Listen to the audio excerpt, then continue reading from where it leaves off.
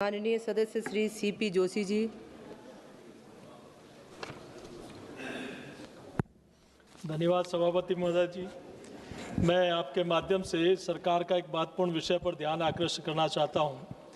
मेरे प्रदेश राजस्थान और सब जगह ई मित्र संचालकों की समस्याओं के संबंध में जो डिजिटल शासन और आम नागरिकों की सुविधा से जुड़ा हुआ है, ई मित्र सेवा केंद्र आज डिजिटल इंडिया के लक्ष्य को जमीनी स्तर तक पहुंचाने का एक प्रभावी माध्यम है। ग्रामीण और शहरी क्षेत्रों में लाखों नागरिकों को सरकारी योजनाओं, प्रमाण पत्रों, बिल भुगतान, पंजीकरण और अनेक ऑनलाइन सुविधाओं का लाभ इन्हीं केंद्रों के माध्यम से प्राप्त होता है। ई मित्र सरकार और आमजन के बीच एक महत्वपूर्ण सेतु के रूप में काम कर रहे हैं। सीमित संसाधनों के बावजूद वे निरंतर नागरिकों की डिजिटल सेवाओं को जोड़ने का कार्य कर रहे हैं।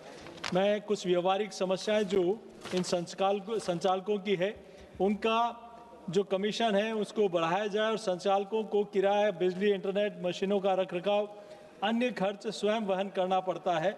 इसलिए इनकी दरों का पुनर्निर्धारण हो तथा पोर्टल और विभागीय सर्वर डाउन होने के कारण कार्य बाधित होता है, जिससे आम नागरिकों को अनावश्यक परेशानी होती है। इसके लिए तकनीकी ढांचे को और मजबूत बनाने की आवश्यकता है।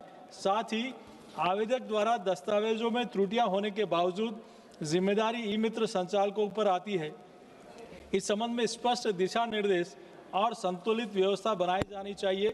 चौथा, भुगतान कट जाने के बावजूद सेवा पूरी नहीं होने की स्थिति में समयबद्ध रिफंड प्रणाली और प्रभावी शिकायत निवारण तंत्र भी आवश्यक है। अतः मैं आपके माध्यम से सरकार से आग्रह करता हूं कि ई मित्र सेवा केंद्रों को सुदृढ़ीकरण और संचालकों की समस्याओं के समाधान के लिए आवश्यक नीतिगत कदम उठाएं। बहुत बहुत धन्यवाद।